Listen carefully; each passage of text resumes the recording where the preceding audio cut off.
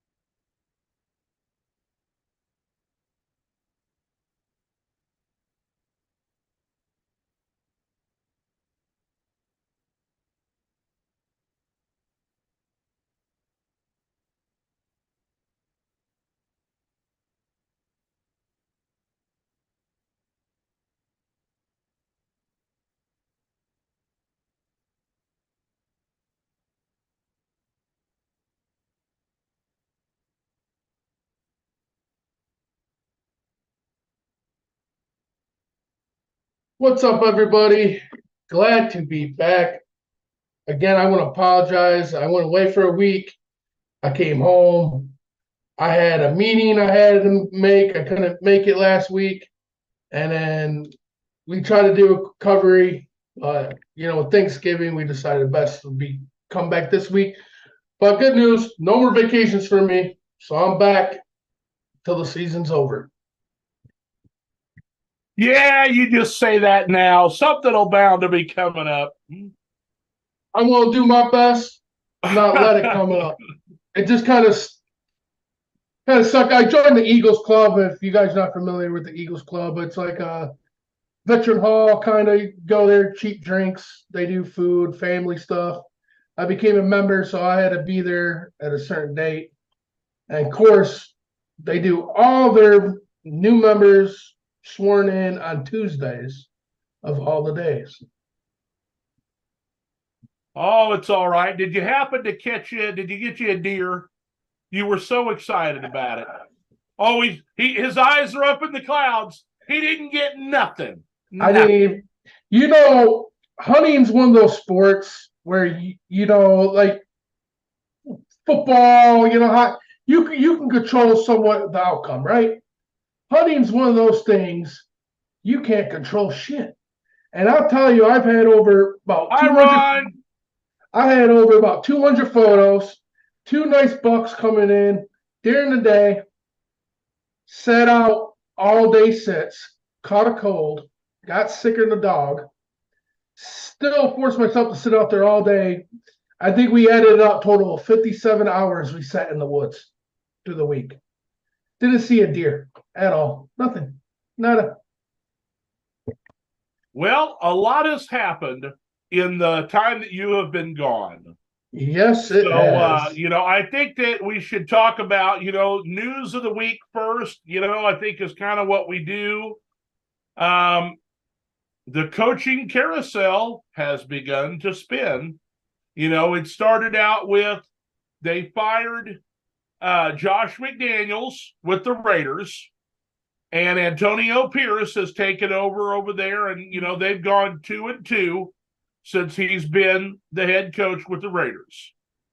Now Frank Reich doesn't even make it through a whole first season with the Carolina Panthers, and I think that's all about impatient ownership. And so he's been fired.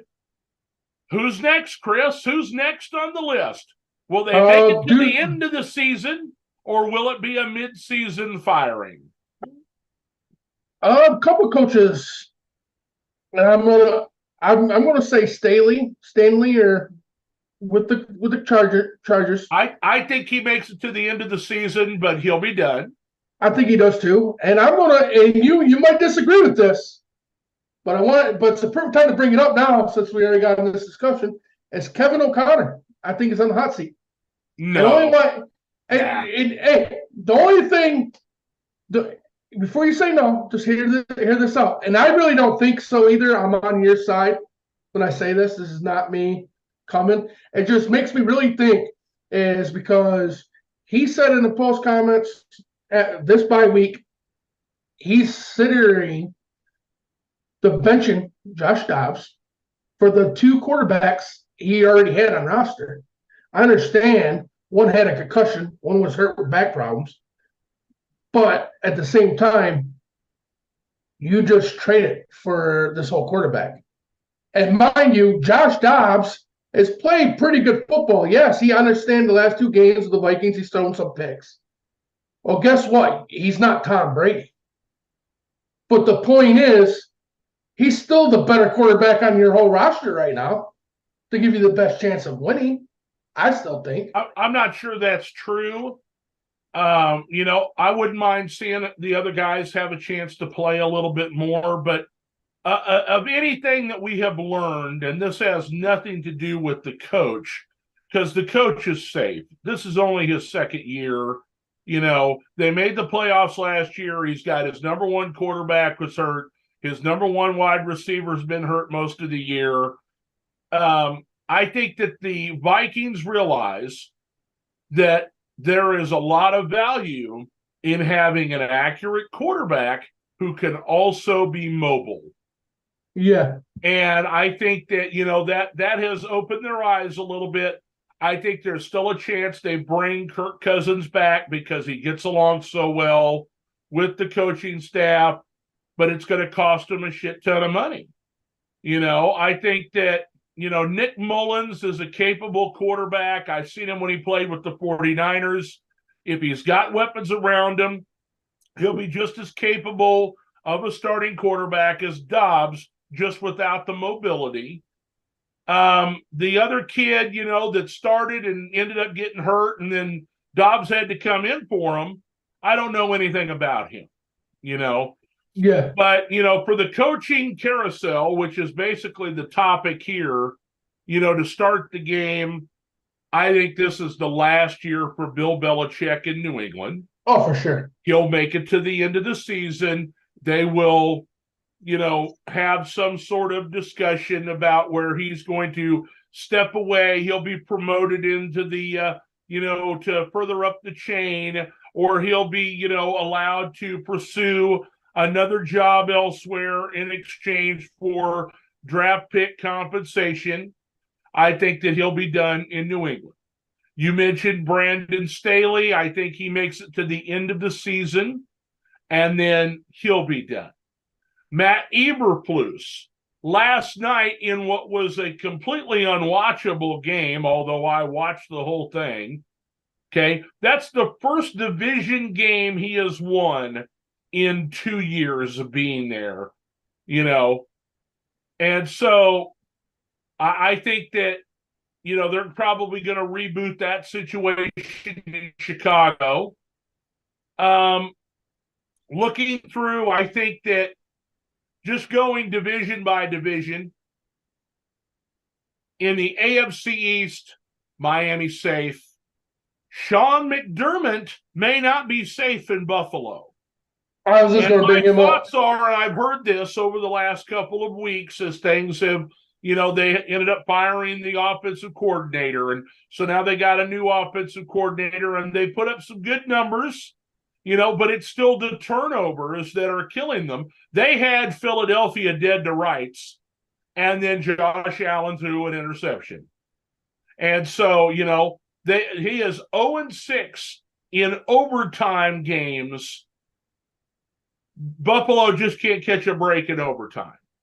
But I've heard, and he's a defensive coach. We've seen it time and time again where you have a coach that gets a team to a certain spot and they bring in an offensive coach who takes over, improves the offense a little bit more, and takes that team to the playoffs and even possibly the Super Bowl.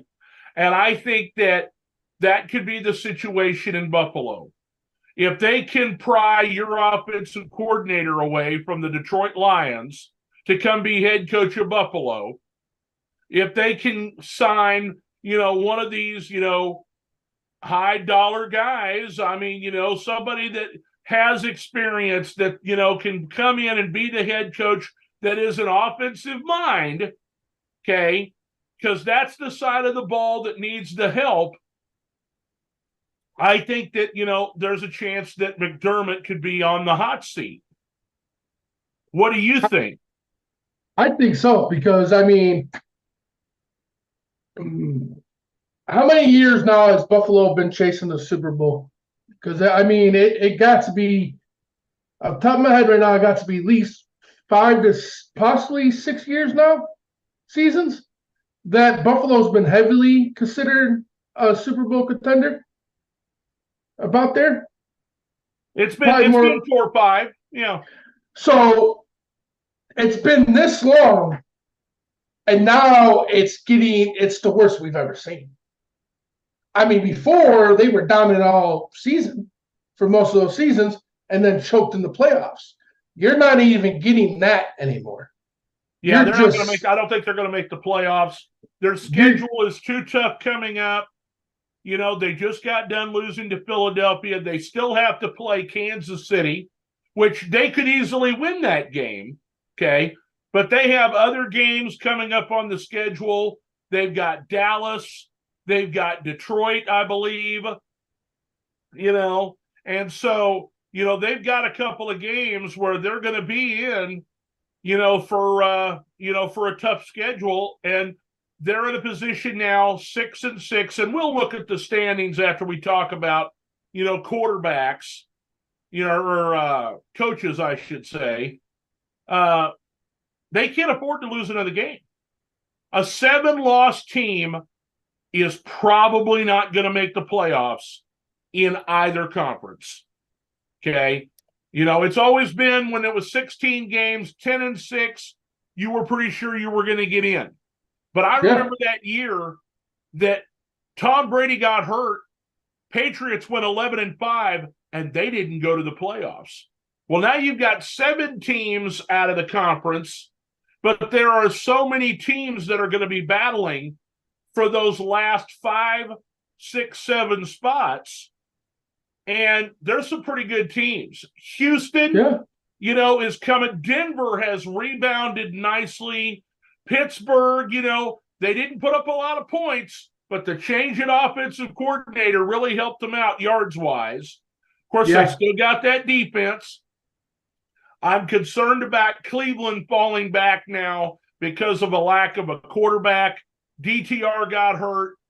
We already know that, Deshaun Watson's out. I'd like to see Flacco in there, see what he could do. But, so we've talked Miami. We've talked Buffalo. We've talked New England. The Jets, I think Saleh's safe because they're going to have Aaron Rodgers coming back. They don't want to rock the boat. In the AFC North, Pittsburgh, they never fire a coach. Tomlin is safe. Cincinnati, they lost, Burrow. I don't think that he's in any danger as far as Zach Taylor is concerned. Baltimore has a chance to get the number 1 seed. Harbaugh, long-standing relationship there, no problems. Yeah. Cleveland, Kevin Stefanski, he's got, built-in excuses here. I think there's a chance that they could make a change, but I don't think so. What do you think? I don't think. I mean, it's a possibility because it's the Cleveland Browns, and I'm not even trying to say that is bad because I'm still blown away at the contract they gave Deshaun Watson, and he's literally pretty close to playing less games for you this season than he did when he was suspended last season. So now you're kind of screwing your coach, but I could see a dramatic. Now, and that's on the owner. That's not on the coach. That's on the owner that wanted to bring him in. No, that's on. That's what I said. Of the owner. No, that's what. They've got a good defense this year with Jim Schwartz at defensive coordinator. The offense has been fine when they have a good quarterback in there. They have played some pretty tough games. They're in a tough division. I want to say he's safe. I want to say he's safe. He should be. Yeah. AFC South, Steichen in Indianapolis, Shane Steichen, I think, they're having a really good year. And real quick, news of the week and all, Jonathan Taylor broke his wrist. Yeah. He's probably going to be out the rest of the regular season. They're going to have to rely on Zach Moss to run the football. They won't have the two-headed running game anymore. But I like what I'm seeing out of Gardner Minshew. I still think they are a possible playoff team.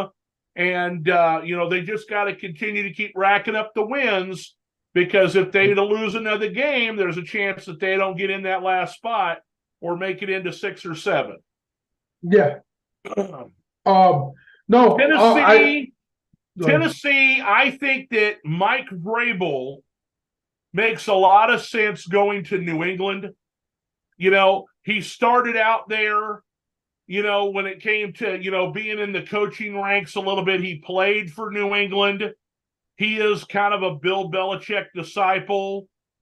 If Belichick decides to leave and they're looking for a new coach, they may decide to go in that direction and just sign him away, and that would be a reason Tennessee might be willing to let him go easily, just because they have been in the thick of the playoff, the playoff run over the last several years.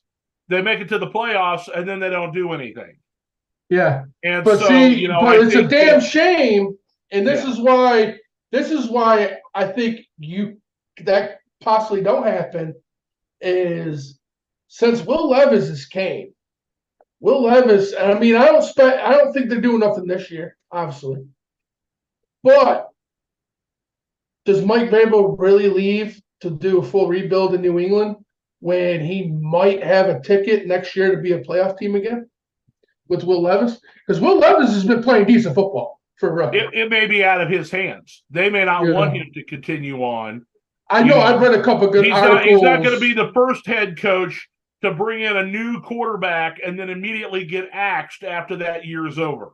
Yeah, that is true. I mean, look at Frank Reich. He's already got axed. They did that to Matt Nagy in Chicago after they drafted Fields.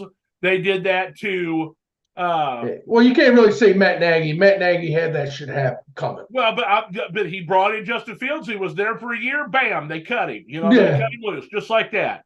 It has happened repeatedly that if you have, you bring in a brand new starting quarterback and you're on the hot seat and you play him, he gets the experience, you lose, and then you end up getting fired, either in season or at the end of the year. No, I know that. I'm just comparing that could be the same situation there for Vrabel. To me, it's just hard. Go ahead. To me, it's just hard to see it because, and honestly, don't get me wrong, I'm not the best of Mike Vrabel or the Titans because I felt like the Titans could have been a lot better. But this is the worst year they've had underneath him. And now I think it's just Henry carried that team and made Tannehill real good. When Henry's clearly not completely lost his step, but has slowed down physically and can't handle that workload anymore, that's when Tennessee started looking bad and becoming a bad team. Is when they had to count on Tannehill to pick up more of the slack because then they had that big running game anymore. If that makes sense. If you go back when Henry's dominant, Tennessee was a tough team to play. Didn't matter who you played. So that's why, to me, it throws me off that Tennessee would be so willing to let him go so early. But money talks at the end of the day. Now, the rumor has it, though, Bill Belichick is going to get traded because he still has years on his contract. Well, and, we'll just have to wait and see. But like we said, probably not going to be there with New England at the end of this year. No, would you think maybe Tennessee swaps Verbal for Bill? No, we'll get to where I think he'll be going here shortly, but the rest of the AFC South, of course, DeMeco Ryans first year having a great first year with C.J. Stroud in Houston, and then Jacksonville, Doug Peterson's really turned things around there in the 2 years he's been there. Totally safe there. AFC West, Andy Reid, obviously not going anywhere. Sean Fire that guy. Things around with Denver. They got Antonio Pierce there as the interim head coach. I don't know if they're going to do the same thing that they did last time. When they fired a coach in the middle of the season, they had Rich Bisaccia. They made the playoffs with him and almost had Cincinnati beat in Cincinnati. And they decided to let him go to pursue Josh McDaniels. So I don't know if, Pierce is going to stick and stay as the interim coach or if they're just going to, start with a clean slate.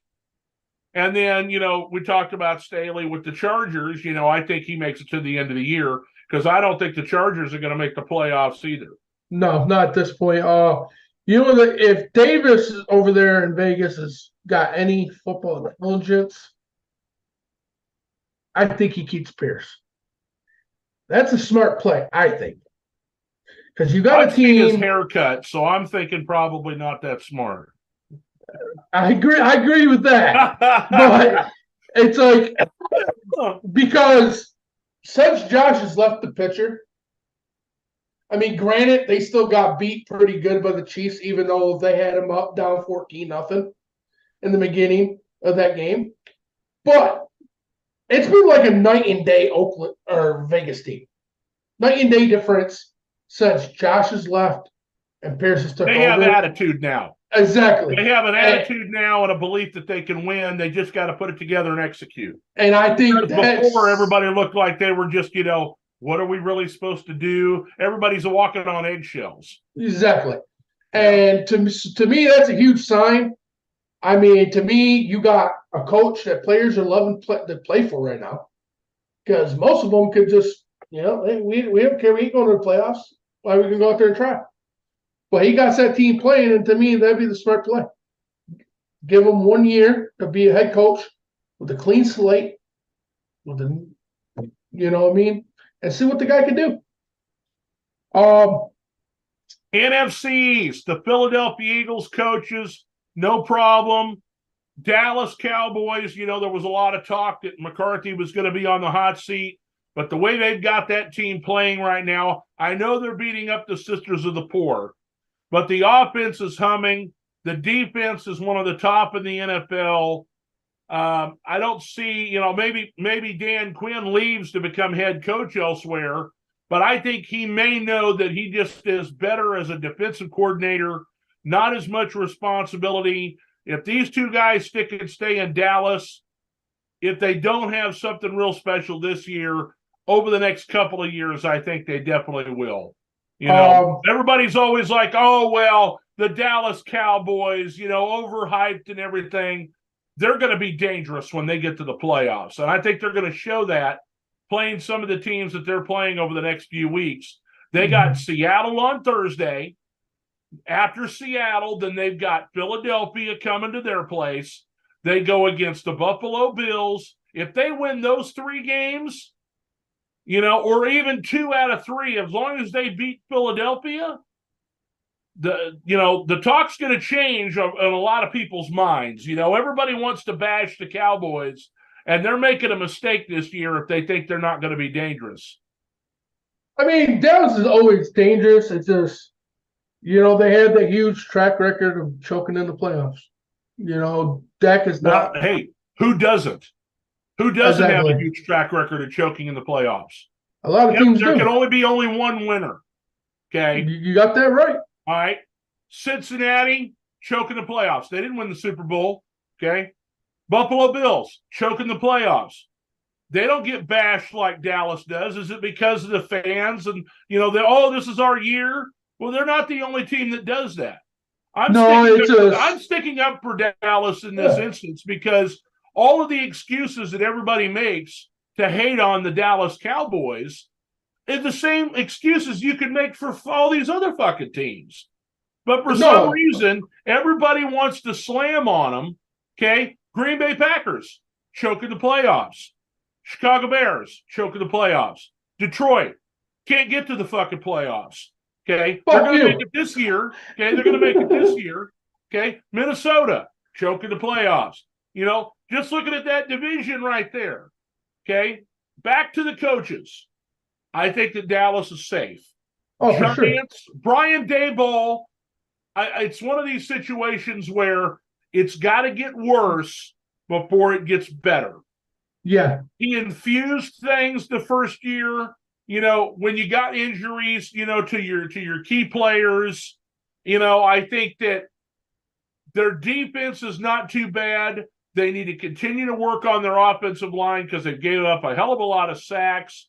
But overall, you can see the foundation there for a winning organization going forward if they could just get some people healthy. So exactly. I think that Daboll is safe. Ron Rivera will make it to the end of the year because he fired Jack Del Rio, and there isn't anybody to take over as head coach. Okay? If he hadn't fired Del Rio, they could fire Ron Rivera, and Del Rio would have been the interim coach. But because now Ron Rivera is going to be coaching the defense and calling the defense and be head coach, they can't let him go to the end of the season. But he'll be done when this year's over. That's on the list. I was just going to say that. We're working our way up here because the NFL averages about 7 new head coaches every offseason. We got the Raiders, the Patriots, we've got the Commanders, we've got Chicago. Those are the ones I think that we've talked about for sure at this point. We don't know whether or not Sean McDermott's going to make it in Buffalo, but there's 4 right there. We move on to the South. Okay. You've got Dennis Allen in New Orleans. I think they've underachieved. We talked about them all offseason. I thought they were a quarterback away from being a playoff team, and they still may be. But they did not put up a very good fight against the Atlanta Falcons this last week. Turning the ball over in the red zone twice, they were getting ready to go in and score touchdowns, and somebody fumbles the ball. Somebody intercepts the ball. They keep turning it over just when they're about to do something. That has happened to them several times this year. I think they've got some really good pieces there, and everybody wants to blame it on, Derek Carr. Derek Carr's not the one that fumbled the ball. Okay. Yeah. He's not the one that fumbled the ball. And if you hit somebody in their hands and it gets tipped up in the air and it's intercepted, that's on the receiver. Okay. Yes, he's thrown some interceptions, but you can't blame him for everything that's going wrong. So I think Dennis Allen might be on the hot seat there. I think my personal opinion, I think he's gone. at the end of the year. And why? Because I did read an article that they're calling for his head already in New Orleans. And I mean, he's been there for a couple years now. So at this point, you either give him one more shot or you move on. And to I would let him me, ride it out one more year, especially because we don't know what's going to happen yet the rest of this season. I still think New Orleans can win the South, but they've made it harder on themselves yeah. with this loss against Atlanta here this last week. Well, we'll definitely find out this Sunday what team shows up in New Orleans. So then we've got you've got Todd Bowles in Tampa Bay, and I think this is the first year without Tom Brady. They brought in Baker Mayfield. The team has played okay, but while the defense has been okay, the offense has struggled. Of course, they had a new offensive coordinator. Last year they had Byron Leftwich, and he's not in the coaching ranks right now, to my knowledge. No. And so, I don't know if they're going to let that ride or they're going to, reboot there. And I think, then, of course, Carolina, they released their coach. So there's 5 for sure. And so we move to the NFC North. I think that LaFleur is safe because of the way things are being handled. I think that O'Connell is safe. Obviously, Dan Campbell is safe. We already talked about Eberflus going to be gone.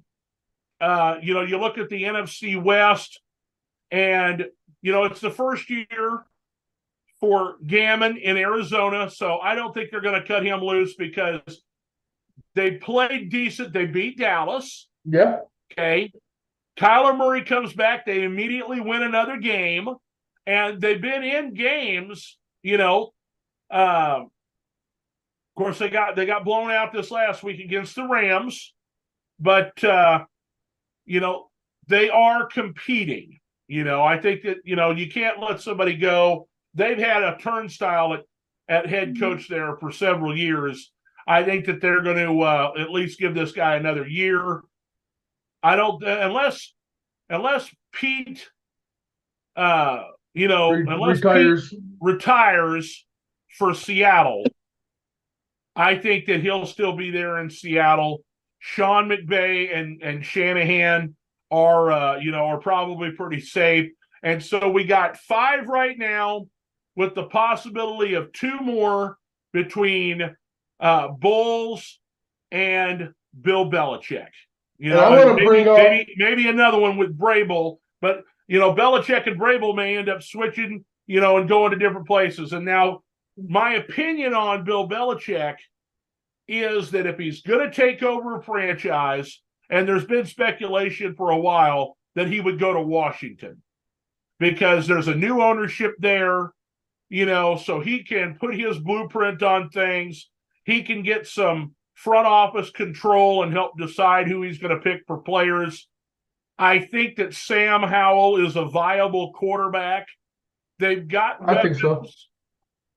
It's the defense that lets them down. He may even keep Eric Bieniemy as the offensive coordinator. But my other choice would be is that he goes to the Chargers. But I don't see him being a West Coast guy. He's been on the East Coast his whole career. He was with the Giants as linebackers coach and then defensive coordinator. And then he was with, Bill Parcells in New England, and then he was with the Jets when Bill Parcells was there, and then he went back to New England. Yes, he spent some time with Cleveland, and they were starting to turn things around. But the year that he thought he was going to have something, they announced the Browns were moving to Baltimore, and that ruined the whole thing. And at the end of the year, because they had a down year, they're just like, oh, we'll start over with a new head coach when we move to Baltimore.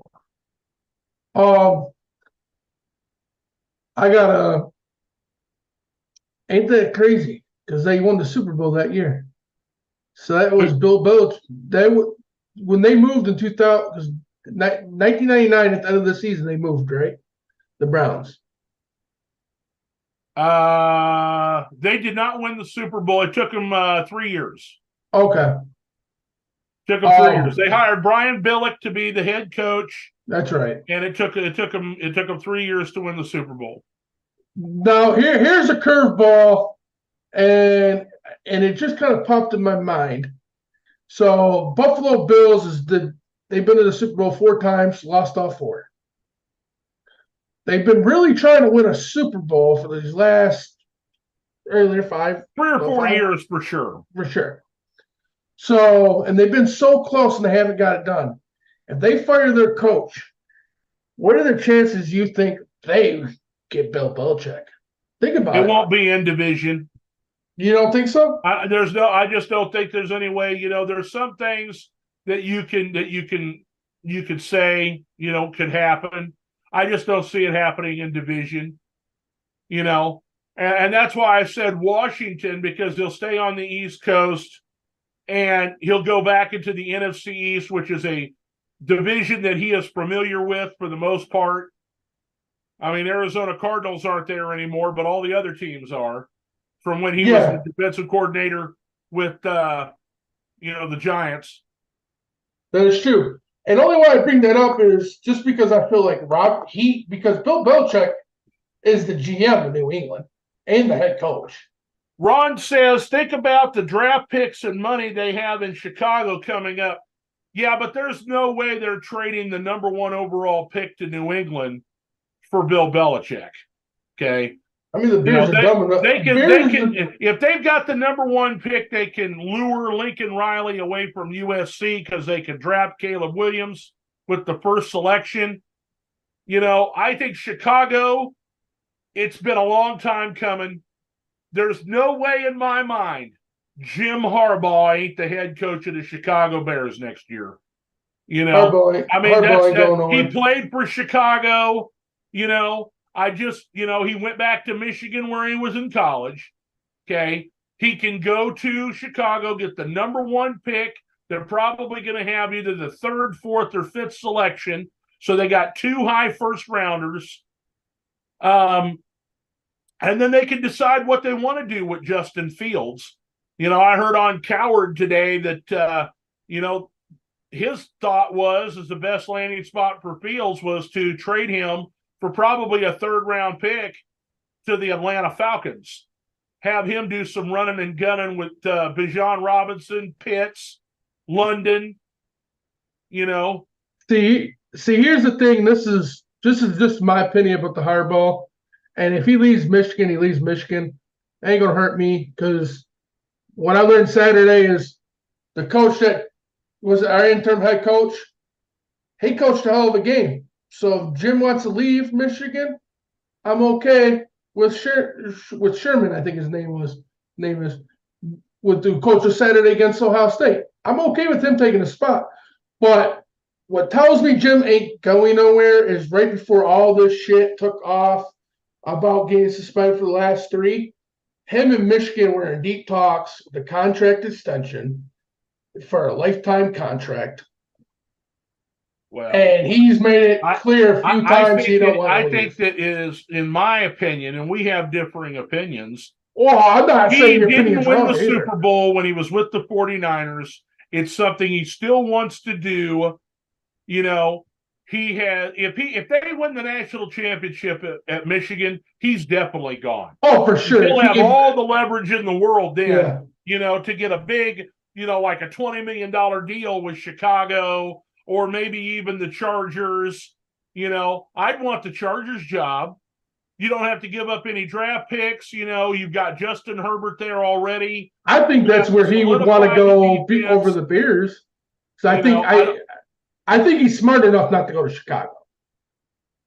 There's nothing wrong with going to Chicago. You just have bias because you're a Lions fan. No, it's not even being biased because I'm a Lions fan. It's just I really you don't want him to go to Chicago because he's the Michigan coach. Guess and what? You love Michigan, and you also love the Lions. I respect. It's a conflict of interest. Time out. I will say this right now, and I will not regret it. I root for every Michigan alumni, regardless Jim Harbaugh.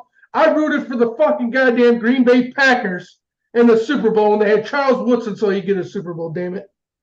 You know how hard that was? It was hard, but guess what?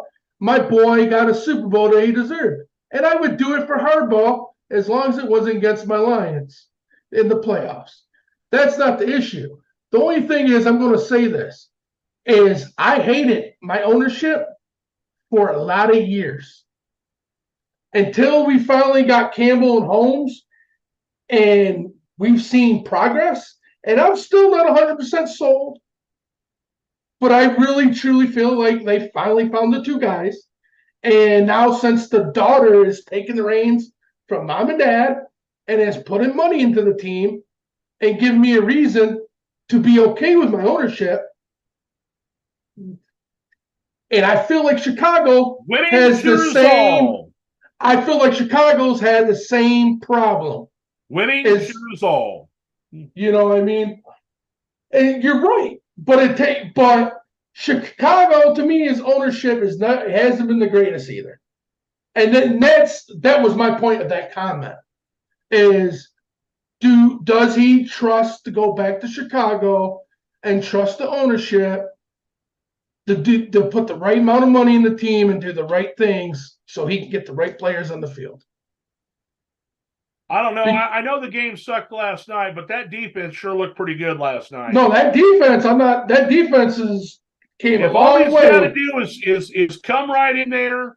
You know, he could draft him a quarterback, he could draft him a left tackle, or get Marvin Harrison Jr., you know, whatever the case may be, you know, and then they can trade Fields somewhere and get some more draft capital for him.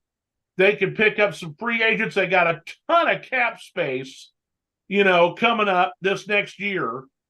And with him being the head coach, that's going to attract free agents, you know, for sure, because they know that he is a capable guy.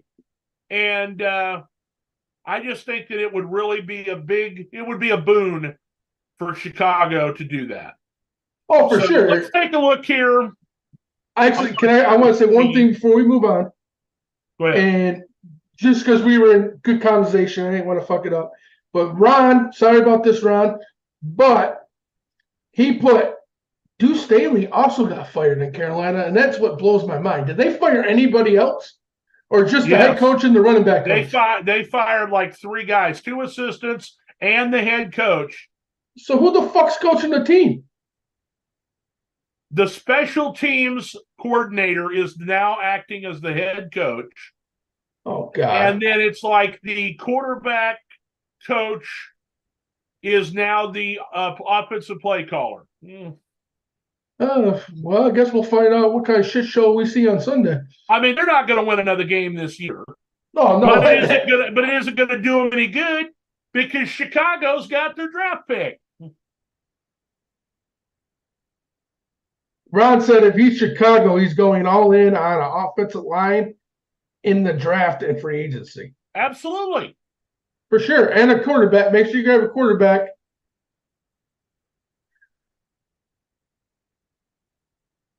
I mean, I've watched Justin Fields play, and the reason that they would draft and replace him is to reset the quarterback the quarterback contract. That's the reason to send him off. Because if they keep him, they're going to end up paying him between $20 and $35 million, you know, to be the starting quarterback, because that's the going rate for quarterbacks. Yeah. And they need that money to pay for other players. See, here's my opinion on it. I think if Justin Fields I think it's a smart thing for that would really benefit Justin Fields, because I'm not, even though I said I think he's a bust. He showed me some potential that he could be a decent quarterback in this league. I just think he needs a new scenery, new team, new surroundings. I think that might seriously help him.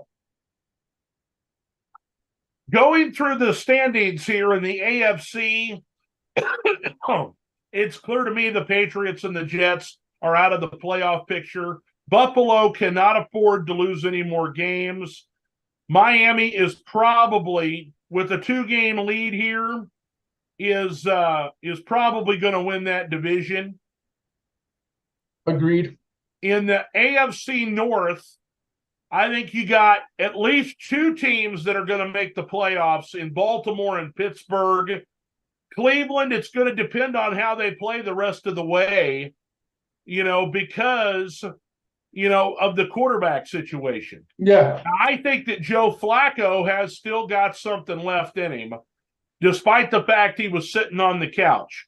With the running game, the offensive line, and the defense they have, if he is competent in the least, there are teams on their schedule that they can beat to get them to 10 or 11 wins.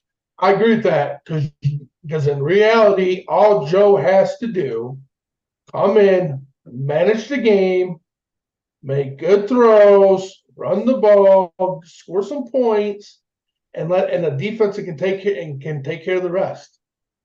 Cincinnati's schedule is tough as hell. There's no way they're making the playoffs.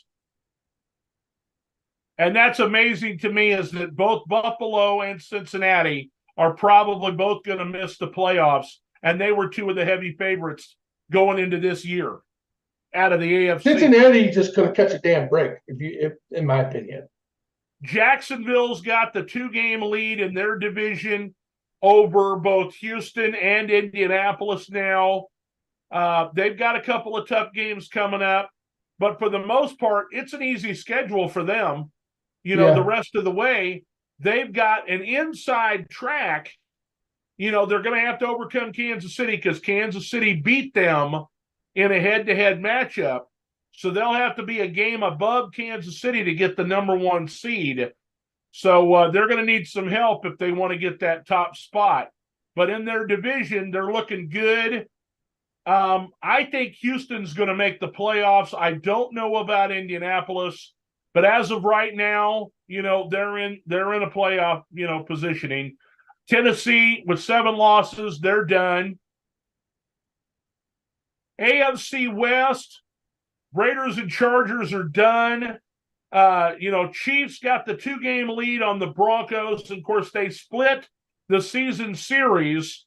So it'll be, if it gets tight near the end here, it'll be, conference record. And the Chiefs have a much better conference record in the AFC than the Broncos do. There's your AFC. Now let's take a look at the NFC. NFC, the Cowboys are really relying, on the Eagles to take some shots here over the next few weeks. They got the 49ers coming to town. Then the Eagles travel to Dallas. They got Detroit still on the schedule. So there's 3 games that are going to be really tough. And if Dallas can make up some ground, they could steal away that top spot from Philadelphia. But the Eagles with 10 wins, they're already in the playoffs. They're the first team to lock. The Cowboys look like they're probably going to be in the playoffs. The Giants and Commanders are both out. Going to the NFC North, the Vikings' playoff chances took a real shot last night against Chicago. Yep. But, with 6 losses, I think that there's still a chance. It just depends on how they play the rest of the way out, as it is for everybody. Detroit's got a really tough schedule coming up. They've got some teams that they have to play, I just think it's going to be real, hard on them, because they've only beaten one team with a winning record this year. And it was the Chiefs in week 1, and they only won by 1 point in that game. When they play against other teams with winning records, they got annihilated by Baltimore. Seattle came into Detroit and roughed them up. And then, what was the deal on Thanksgiving with Green Bay? I mean, I understand Green Bay is an improving team, but that should have never happened on Thanksgiving. It should have never happened on Thanksgiving. Playing Thanksgiving. at home, I saw that you made some comments about, coaching decisions that didn't work out. if the decision had worked out, he's a genius. But if it doesn't work out, they gave the game away. Well, see, here's the thing. My comment was legit when my head coach came on the radio this morning, or actually Monday morning, and it's actually a lot. At his post game conference, he said it live on TV. He said he sealed the deal by calling for that 4th and goal. Now, I didn't have a problem with the going on 4th, but you're on your own fucking 25. That's the one that I knew you were talking about. If he don't go for that and we punt the ball, we still had a chance to pull the game out. Now you did it, and they go right down and score, and pretty much the nail in the coffin, because now we're down another score. And that's what it meant. I mean, all in all, guess what? What lost us that game was the offense. The same problem they almost gave the Bears game away. You can't turn the ball over 3 times and think you're going to win games. And that's just the facts of it. Yeah, and the fact that Chicago did that to Detroit gives me some bit of hope, because that's what they did to Minnesota last night with the turnovers. Yeah. If they could do it to Detroit, then I don't feel so bad that they were able to do it to the Vikings. I think Green Bay, which was dead in the water earlier in the year, they've still got a shot with only 6 losses, but they play the Chiefs this week. That could be the knockout blow. And here's the thing is, I mean, I know people want to jump all over Detroit right now for that loss on Thursday. I wanted to do it myself. But you know what? I knew Thursday. I wasn't shocked at what I seen out of Green Bay Thursday. You know why? Because the last 3 times we played them, the last 2 times for sure. The last 2 times we played Green Bay, we not dominated them at home, both games. The first game this year, we went in there and dominated them on Thursday night. So I expected Green Bay to come out that hungry from the get-go. And our offense just turned the ball over and didn't make good plays when we had to. But I do expect them to return to play good this Sunday, though. Dan Campbell said there's no way he's going to allow them to lose again the same way back-to-back weeks. So NFC South, of course, the Panthers are done. I'm calling it now. Tampa Bay is done. Even though this is a weak division here, I believe Atlanta has beaten the Saints both times they played them. And so they are a full game ahead of the New Orleans Saints. And but it's between those 2 teams in the South. One of them is going to have to win the division. We talked about it being the Saints all offseason.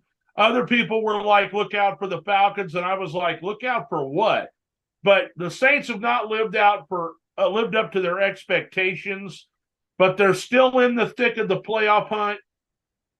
Like you said, we'll see what happens this week. hang on. Falcons only played the Saints once so far. They won that 24-15. They still got to play them one more time then. Yep, January 7th, last game of the season. Okay, well, that could be for the division then. They'll make that be the Sunday night football game. Probably. All right, so then we go to the West, and 49ers clear cut ahead of Seattle. The Rams have started to come back on as they have gotten healthier. Of course, Cardinals are out. Seahawks, I just think that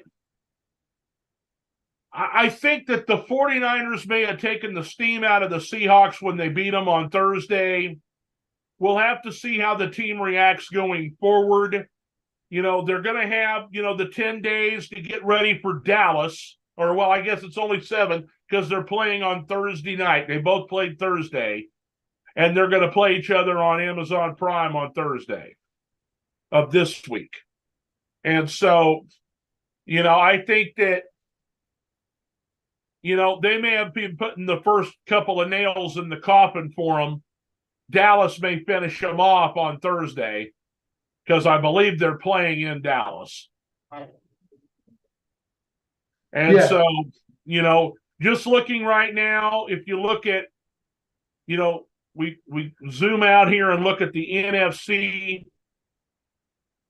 you got Philadelphia and Dallas, you got Detroit, you got Atlanta, you got the 49ers at 5, the fifth team in the NFC. And then it looks like after that, you've got Minnesota and Seattle. So there's your 7 teams in the NFC right now.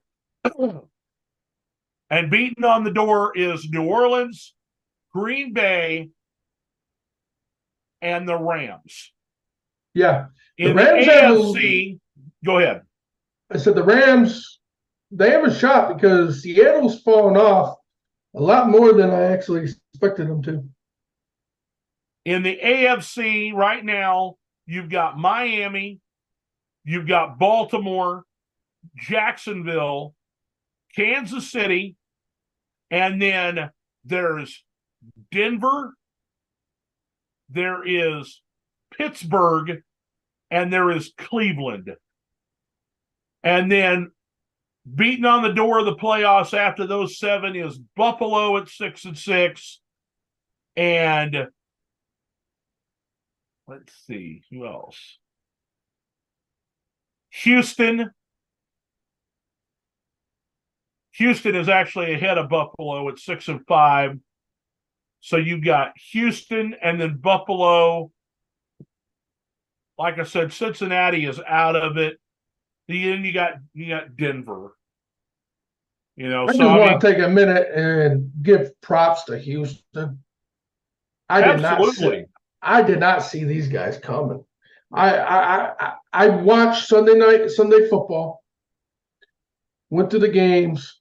I caught myself watching that damn fucking Houston game more than any other game on because I was like, holy shit.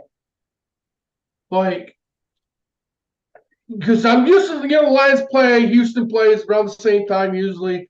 It just seems like that's how it's been going for me. So I haven't really got to sit there and actually see them in full live game action. And watching them play Sunday was just like, this team is the underdog coming to AFC that I feel like if they make the playoffs, I feel like they could be the dangerous team in the playoffs on the AFC side. It just depends on who they play. I don't see them beating, I don't see them beating Kansas City. I don't see them beating Baltimore, although they did play Baltimore super tough the first game of the year. That could be a whole different matchup. But now both teams know who they are at this point of the season. Yeah. But, they already beat Pittsburgh and beat them up bad. Yeah. The only way I'm saying that I don't think they're gonna see Buffalo.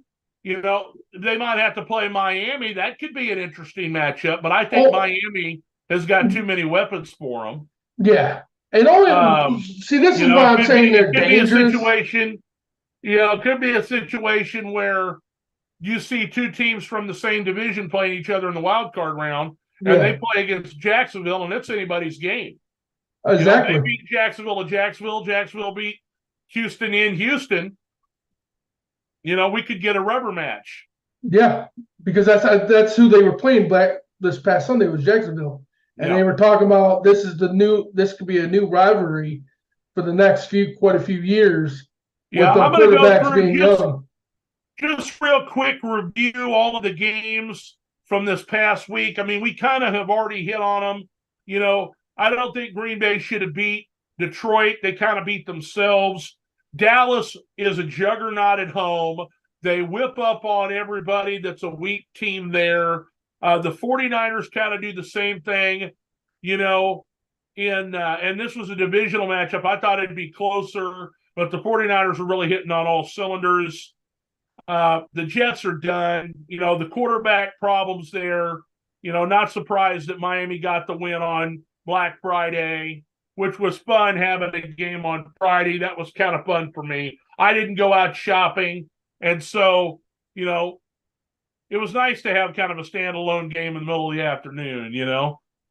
Yeah, I had to work Friday, so I root for missed the the game. Colts.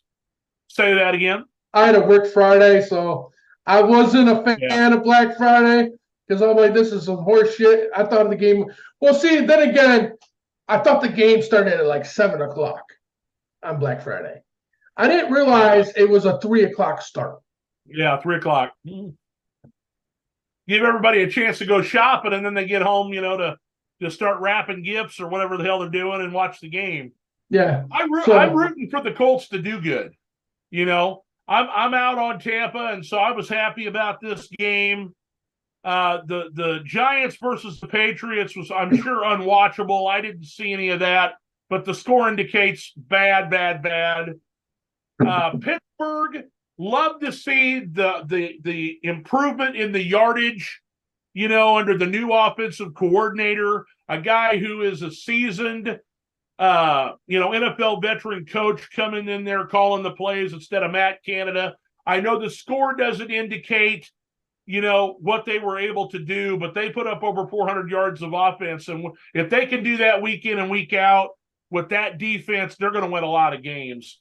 And I think this pretty much ended Cincinnati right there. You know, Tennessee beating Carolina ended, you know, Frank Reich's coaching stint in Carolina.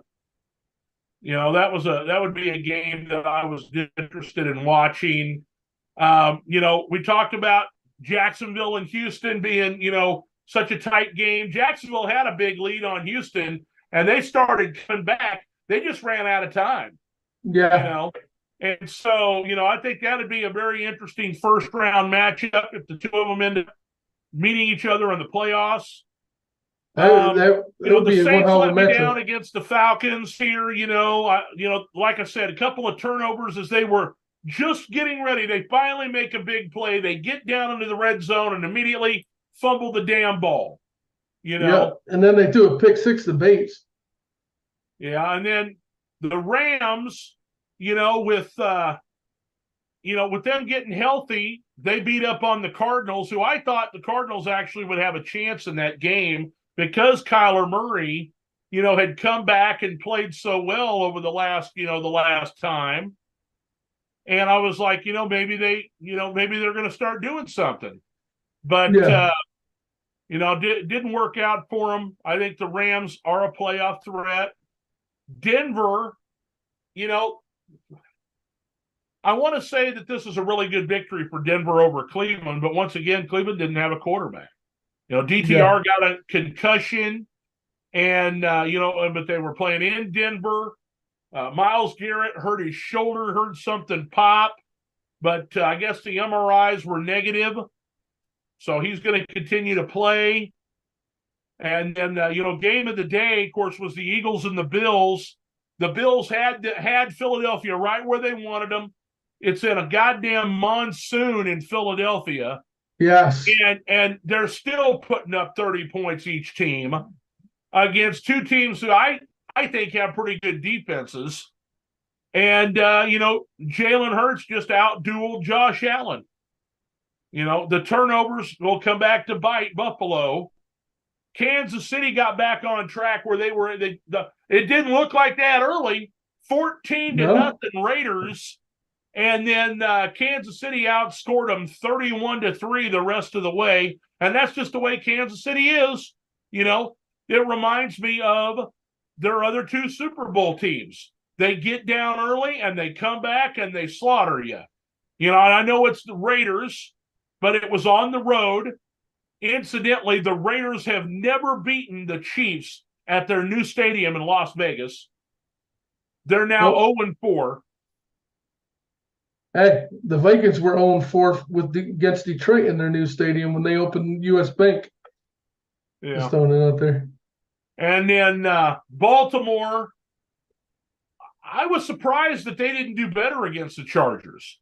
It was a really slow offensive day, I thought, for Baltimore for the most part against a team that had been giving up 30 points to these other teams. And yet Baltimore could only manage 20. I think that might be a sign that, either they just weren't a good matchup for each other, which is entirely possible, or you're seeing Baltimore, the last several years, you get down to near the end of the season, injuries get them, teams start to kind of figure out what they're going to be doing. Lamar is healthy right now, knock on wood, but he's been injured right around this time the last 2 seasons. And right now they're in the catbird seat when it comes to, being the number 1 overall seed in the AFC because they haven't played against Kansas City. And so, if they have the same record at the end of the year, Baltimore will have the number 1 seed. Yep. You guys don't play them this year, do you? No, not unless we get them in the playoffs. And then, of course, we talked about that bullshit game last night. 4 interceptions. Of course, 2 of them were tipped, but the other 2 were inexcusable. The quarterback baited them both times, once against Hawkinson, once against Addison. And but Chicago couldn't do anything with it. They couldn't punch it in the end zone. They got the best play I seen Fields make was completing that 4th down to get him in field goal range. Yeah. Because I thought he was going to get smoked when he ran up the middle before he threw that pass. We got some comments from Ron. Ron said Carolina will not admit that they picked wrong, but if they could do it over, they would have picked Stroud. It's the fucking owner's fault. You're probably 100% right there, though. It's the owner's fault. They said, I said CJ Stroud was the quarterback. I didn't like that, Bryce Young. I don't like the smaller quarterbacks. Kyler Murray has already been injured. Okay. He's already had the ACL. He's already been, yes, he's dynamic and he can run around. I don't see Bryce Young running around like Kyler Murray. No. Okay. He can run around a little bit, but he don't run around like Kyler Murray does. And that means he's more of a statue. And so he's sitting back there behind a porous offensive line, which means he has no time to get the ball down the field. He's going to get hurt. He's going to get his ass kicked. The defense played good the first 3 or 4 weeks of the year, and then they're just like, well, if the offense ain't going to do nothing, why the hell are we working so hard? And the whole team just went right in the shitter. And then Ron also said, hell, I think there will be a rubber match in the playoffs with the Lions and Vikings. Possible, but... Well, I mean, that could happen, but they're going to have to they got 2 games to play against each other still. Yep. And I think Minnesota can get at least one of them. The Black Friday... You wouldn't think so after last night. I mean, it just really depends. It depends to me. It really depends because the Lions come in there and make no mistakes and their offense plays great to the game. We're a hard team to beat. Not saying we can't lose, but we're a hard team to beat. And that's where not playing with your starting quarterback plays a factor. Now one of those games in Minnesota we play, and we're making mistakes for sure. Okay, so we're going to do something a little bit different this time. We're going to preview Week 13. I'll talk about the game, and you make the pick, Chris, who's going to win the game. Okay. We're going to start out with the Thursday night game on Amazon Prime. Both teams played on Thursday night. You got the 6-5 Seattle Seahawks against the Dallas Cowboys. The Cowboys have beat up on the Sisters of the Poor. They're 8-3. They beat all the New York teams. Okay, they killed the Giants twice. They've killed, the Jets. They killed Washington. The only team that I consider to be a lowly team that they lost to was, Arizona. And I think that's because they were overlooking them, knowing they were going to play the 49ers the next week. They lost to Philadelphia. And so, those are 3 losses. It's to Arizona, Philadelphia, and San Francisco. But they managed to beat everybody else that's on their schedule, and they got all of these big-time teams coming up. Philadelphia, Seattle, Buffalo. They've got these teams coming up that are going to give them a little bit more of a challenge than what they have been accustomed to during the year. Seattle, I don't know if Kenneth Walker III is going to be healthy in time for this, but they got Zach Charbonnet. You've got Lockett. You've got, Jackson Smith and Jigba. You got DK Metcalf. The defense reminds a lot of people of the Legion of Boom. But, when they play against a team like the 49ers, they get lit up. Hell, the Detroit Lions lit them up earlier in the year. They just, managed to get a few more plays than Detroit did so they could get the victory in Detroit. But, they struggled on the road and could have easily beaten Cincinnati when they had, when Joe Burrow was there. Just making poor coaching decisions on when to go for it on 4th down, when to kick the field goal, when to go for the touchdown. Those things have bit, Seattle in the ass a few times this year. Who do you like, Chris? I want to go with Dallas, but my gut feeling says Seahawks. And why I say Seahawks is because Mike McCarthy Pete Carroll's had Mike McCarthy's number quite a few times. If you take the trips back to Green Bay, they went through I don't know how many conference championships games back when Seattle was going to the Super Bowl. And he outcoached them every time. And Seattle needs a win. They cannot afford to lose. So I don't think Dallas can afford to lose. If they want to still have a shot at the number 1 seed, if they still want to have a shot at the NFC East, they have to win this game and not overlook Seattle and look ahead to Philadelphia coming to town next week. Oh, I agree with that too. This is a playoff matchup. For sure. This could be a playoff preview. I'm going to stick with my gut though. Go Seahawks. All right.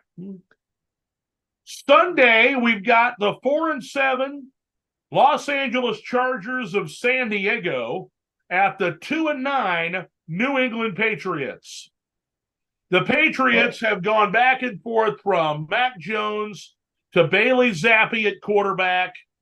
While they've got a couple of, seasoned running backs in Ezekiel Elliott and Ramondre Stevenson, it just feels like they don't have anybody to throw the ball to. The offensive line has been allowing Mac Jones to get sacked. The Chargers can put up a lot of points and have, but as of late, it feels like that they have been stopped defensively. They got stopped by Green Bay. They got stopped by Baltimore. Does the Patriots defense have enough to stop the Chargers in Foxborough?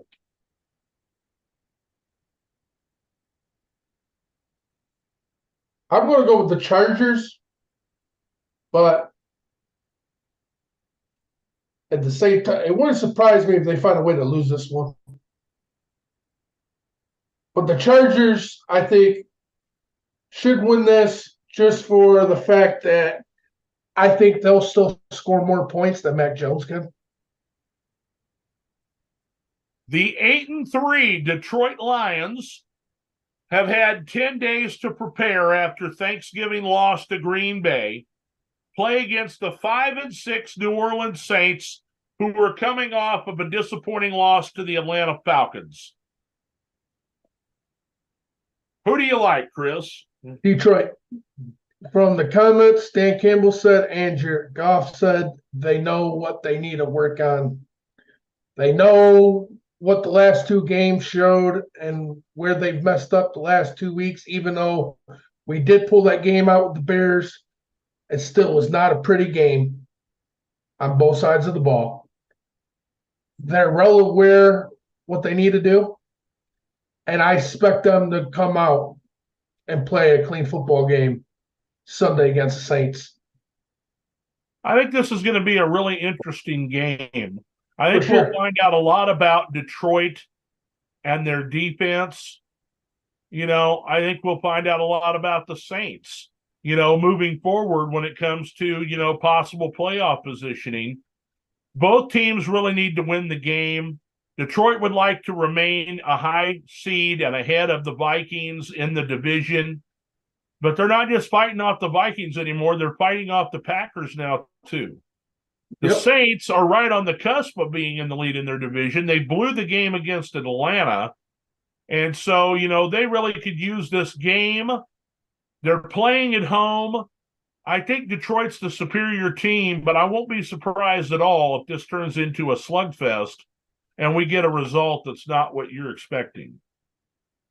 It's possible because the Saints playing in New Orleans is not an easy task with their fans, but I'm pretty confident that I'll be wearing shades and smoking a cigar next week.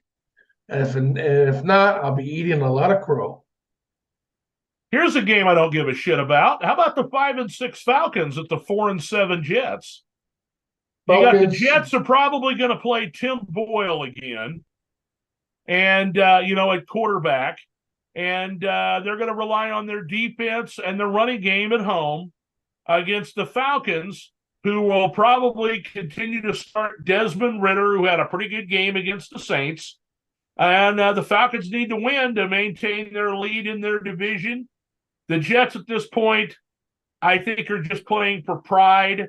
There was a lot of talk about Aaron Rodgers coming back this season, but I think the Falcons can put an end to all that talk with a victory over the Jets on Sunday. I think it's already kind of over because he mentioned on Pat McGuffrey's show that he's in recovery, that he's in rehab, he's doing more, throwing the ball and stuff, but he's not ready to play, which is funny because I swear like a week or two before, he said his goal would be back to practicing by December 2nd. By December, yeah.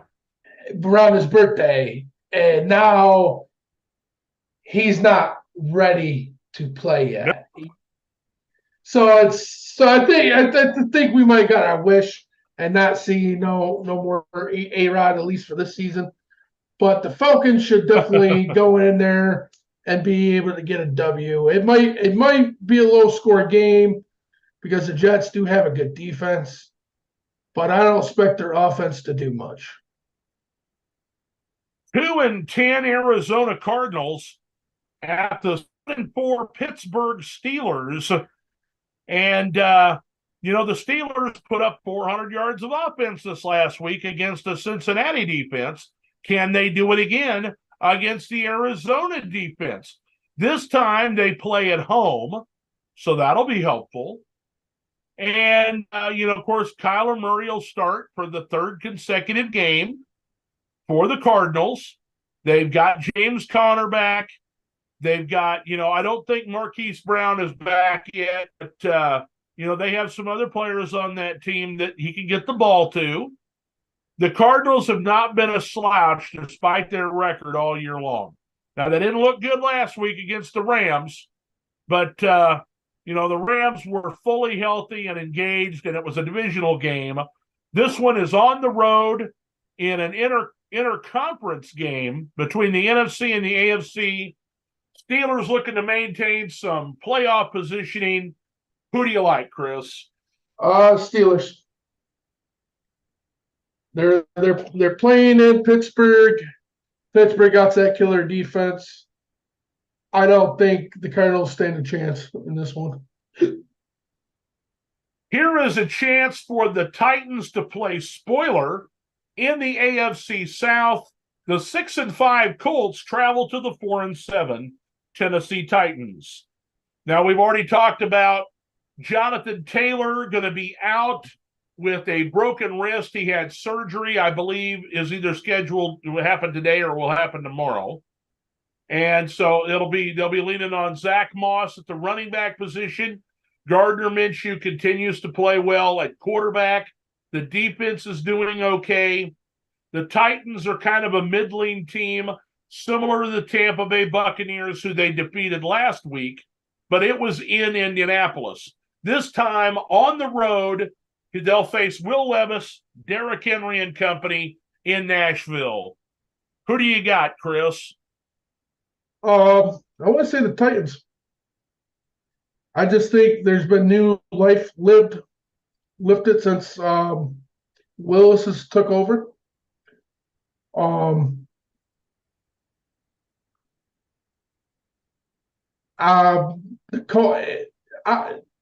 could be 100% wrong on this because the Colts. I've went against the Colts a few times this year, and they've made me eat my words.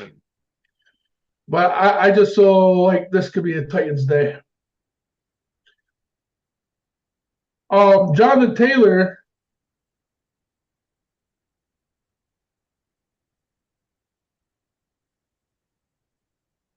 Yes. He didn't break his wrist. It wasn't. What did he do? A thumb. He had surgery on the thumb. Oh, I thought it was his wrist. I've seen this article pop up earlier today, and you beat me to it, so I thought maybe something changed and I didn't catch that. All right, so we've got, continuing with the Sunday games, the 8-3 Miami Dolphins take on the 4-8 Washington Commanders. The Commanders will have their head coach Ron Rivera calling the defensive plays. Of course, Eric Bieniemy continues as the offensive coordinator. And, they'll take on the Dolphins, who, they've been a high-flying act and have beaten up on everybody that has not had a winning record this year. And when they play against teams with a winning record, they seem to fall short. But the Commanders do not have a winning record, although they have played some of the better teams in the league. Very tough. Who do you like in this game? I'm going to go with Miami just because I feel like their defense can handle the Commanders' offense. And Miami's wide receivers are super fast. They got so much speed on that offense. I feel like at a point, the Commanders' defense will just get tired out and make it easier for Miami. That's where I'm at. I think Miami wins this. I don't think they win it by 70 or nothing crazy, but I think they win it. They didn't win that game by 70, only by 50 against Denver. They put up 70. Speaking of Denver, this could be a playoff matchup right here. This could be for a playoff spot. Are you guys ready? You guys Both ready for me to shake 6-5. You've got the Denver Broncos at the Houston Texans. And, Denver has won 5 in a row after starting 1-5. The defense is fully alive. They have not been turning the ball over offensively. They've got a couple of really good running backs in Javonte Williams and Samaje Perine. They found, ways to get their wide receivers open. Cortland Sutton, Jerry Jeudy, and then the rookie, Marvin Mims. Russell Wilson is starting to cook, if you will. And then on the other side, you've got going to definitely be the rookie of the year in C.J. Stroud. Their defense gets after the quarterback in the mold of DeMeco Ryans, the head coach who used to be the defensive coordinator for the San Francisco 49ers. They have a cast of young receivers in Nico Collins. They've got Tank Dell. They've got a reliable tight end in Dalton Schultz, who came over from the Cowboys from last year. They got a veteran running back in Devin Singletary to go along with second-year runner Damian Pierce. Both these teams are, loaded with stars, I think, going forward. Who do you like in this game, Chris? This is a good one here.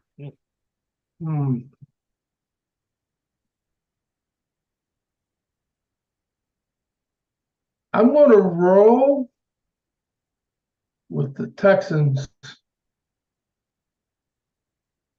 Any particular reason why? I just feel like that offense is very explosive right now. I feel like it can. That Dell kid is literally heating up, and he's fast. I never even heard of this Dell kid. I don't know where he came from. I don't remember him in the draft. I could be wrong. But have you seen the numbers that kid's been putting up in fantasy and what he's been doing week in, week out? I try to shield my eyes from anybody that's not on my team because I don't want to see how poorly I drafted this year. Well, he was a free agent for quite a while. I picked him up not last week, but the week before. And I couldn't believe he was a free agent in our league because the dude was like ranked like in the middle of the wide receivers. And if you've been in a waiver wire on wideouts, there's not that many good ones. And it was like a little hidden gem. I clicked on Dell, and he is already over 100 points already in the season. Back to another game I don't give a shit about. How about the 1-10 Carolina Panthers at the 4-7 Tampa Bay Buccaneers? Buccaneers coming off of a loss against the Indianapolis Colts, who they played tough. And then the Panthers just fired their head coach in Frank Reich. So they're going to have a new head coach this week, a new offensive play caller.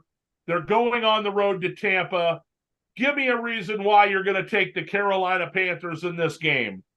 I'm taking the Buccaneers, but I thought so. The 7-4 Cleveland Browns, quarterback situation up in the air at Matthew Stafford and the 5-6 Los Angeles Rams, who are healthy. I'm going to go with the Rams. Going to be the game of the day on Sunday. You got the 8-3 San Francisco 49ers against the 10-1 Philadelphia Eagles, a rematch of the NFC Championship game, and both teams are fully healthy going into this one. And so no excuses about, the quarterback being hurt and not being able to play. They've already started the trash talk on both sides about what each team's going to do to each other. Who you got in this one, Chris? It's a good one. Eagles. Why are you taking the Eagles? Why I'm taking the Eagles is, for one, they're at home. I feel like the toughest place to play in any team this season is Philadelphia. They've been dominant at home. Even when they haven't been dominant, they've found ways to still win the games. And only why I'm saying that is because their defense is playing great right now. Their offense is playing good too. And I just feel like,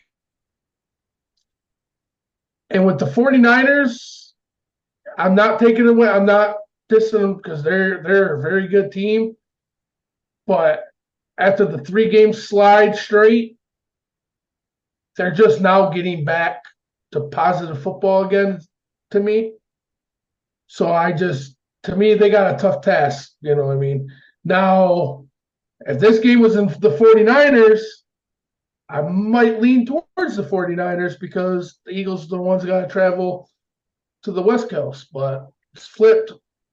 So I just think right now, with them having to come from California to Philly, to play in Philly, that's going to be a very tough task, I think, for anybody to go into Philly and pull out one. But I'm excited because this is, like you just said, this is probably, to me, this is probably one of the best, if not the best matchup this weekend. And we get a true, because right now it's the Eagles, the 49ers, and the Lions, the top three in the NFC. So this is the first task to see how far the Eagles are the better team by. And honestly, well, has the Eagles played anybody tougher? Well, I mean, the Eagles beat Kansas City. The That is Eagles have true. beaten Buffalo. The Yep. Eagles have beaten Dallas. Yeah, so I'm still San rolling with the Francisco Eagles. went on the road and beat Pittsburgh, but Pittsburgh wasn't themselves in week number one. San Francisco has gone on the road, or San Francisco beat Dallas also, and they Yeah, beat them bad. They beat Seattle. They beat the Rams. But during their 3-game skid, they lost because of injuries or turnovers to Cleveland and Minnesota. yep, And I don't know what the third team was that they lost. I think it was Cincinnati. Lost to Cincinnati. yeah. So But right, but those were all on the road, yeah. you know. So so And yeah. this game's on the road. So I'm sticking with the Eagles in this one. Don't get me wrong, I wouldn't be mad at the 49ers to beat the Eagles, but in the same sense, it's gonna be a tough game. I'm actually this is this a 1 o'clock game next week? Oh no. This is America's game of the week, 4:25 Eastern. I'm happy about that because I plan to be watching this game. Yeah. Sunday night football, though, you got the improving Green Bay Packers at 5-6, hosting the 8-3 Kansas City Chiefs. And the Chiefs need to continue to win to keep pace with that number one seed in the AFC. And once again, this would have been an opportunity for Patrick Mahomes to play against Aaron Rodgers. And somehow, Aaron Rodgers isn't with the Packers. He's in New York and he's injured. Hey, he's been playing the best game of hide and seek for Patrick Mahomes since Patrick Mahomes came in the league. That's right. Scared to face him. I mean, you can make that argument. No, the one time that they played and Aaron Rodgers played against the Chiefs when Patrick was on the team was after he had that knee injury on I think it was Monday Night Football against Denver, and the his kneecap popped over into the side of his leg, Yeah, and it turned out fine. They won the Super Bowl that year. yep. Because Patrick was hurt, so they didn't get to play. And Ron then says, "Let's go Rodgers. KC, win this game." He don't want to see Green Bay get a victory. Oh, Because if they KC's get a gonna win. victory and Detroit were to manage to lose or something, here come the Packers. You don't want to hear that. KC's gonna win this game, so I'm pretty confident in that. Monday Night Football would have been a really great matchup if Joe Burrow were playing, but we've got the 5-6 Cincinnati Bengals at the 8-3 Jacksonville Jaguars, and we'll see. I believe his name is John Browning at quarterback for the Bengals, and they go on the road to play against Jacksonville in what would have been a playoff match preview. Yeah. This game, go with Jags. They're at home Monday night. No Joe Burrow, unless they come out there and give this game away. That's the only way I think they could lose. But All right, so we got your picks. Now I'm going to go through real quick and tell you who I like. We've already discussed everything. I'm going to take Dallas on Thursday Night Football. I think the Chargers should win at New England. I'm going to take Detroit, but it's begrudgingly because I think the Saints are going to have something for them. Falcons over the Jets, Steelers over the Cardinals. I want the Colts to beat the Titans, but I could just see the Titans winning the game, so I'm going to take the Titans. I think Washington gives Miami all they can handle. Miami wins it by a field goal. Same way with Denver will give Houston everything they can handle. I'm going to take Houston.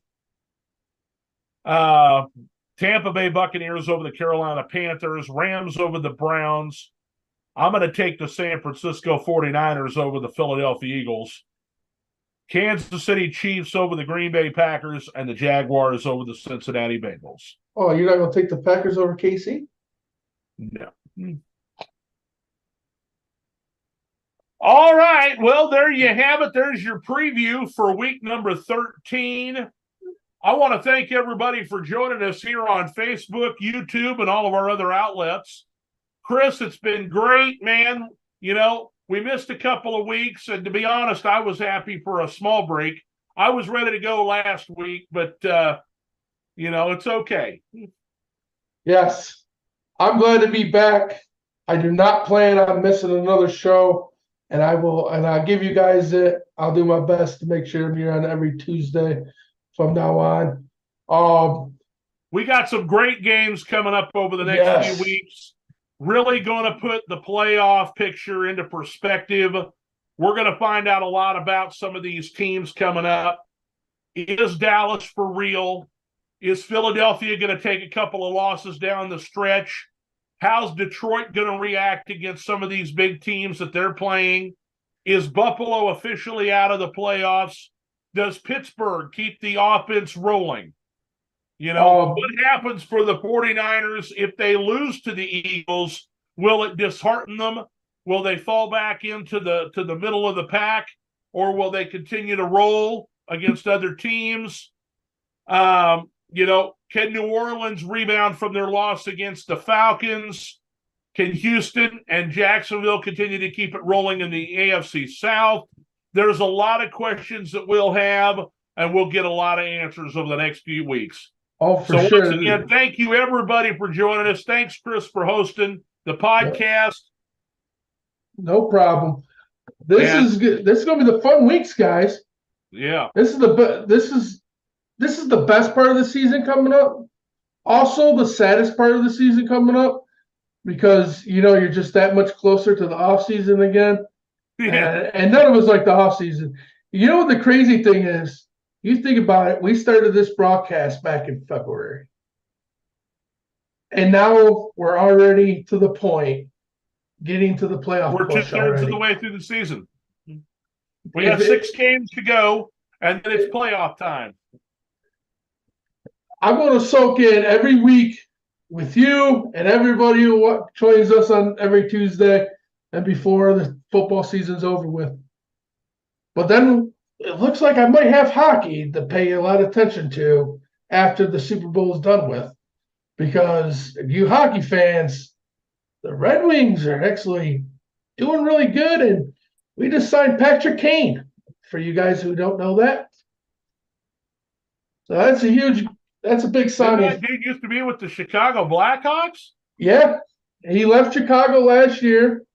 Chicago traded him or released him, and he went to the Rangers, and then only for a year got hurt, and he's been rehabbing after his hip surgery.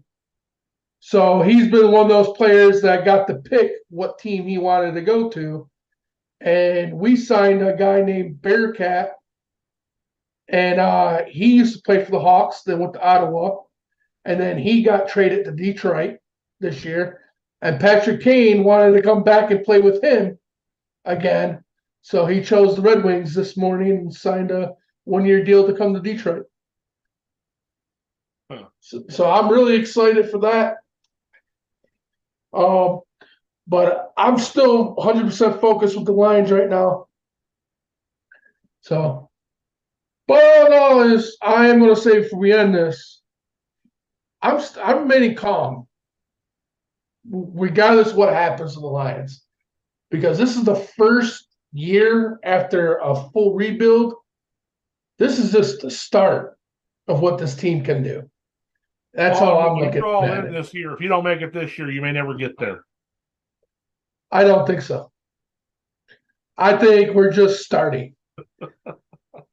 Honestly, if we made the Super Bowl this season, David, it's because things went our way. It was just our time. Well, you know what I and mean? that'll be a subject for next week's video. You know, when we get back together next Tuesday, join us right here at 7 Central, 8 Eastern on Facebook and YouTube for another Tuesday night spectacular. We'll review what happened in week number 13 and we'll preview week number 14. And we'll have discussions about what we think is going to happen as far as the playoff picture and how the pieces are falling into place for both our teams to possibly get the number one seed in each respective conference. Sounds good to me. Until then, check me out on Picks with David on Sunday morning. And are you doing a clutch broadcast at all, or are you just I think it fell through. It fell through. Well, Yep. then we'll see you Tuesday for another We'll see you Tuesday. All right, guys. Later. Have a good night, David. We'll see you guys next buddy. Tuesday. Thanks. No problem, buddy.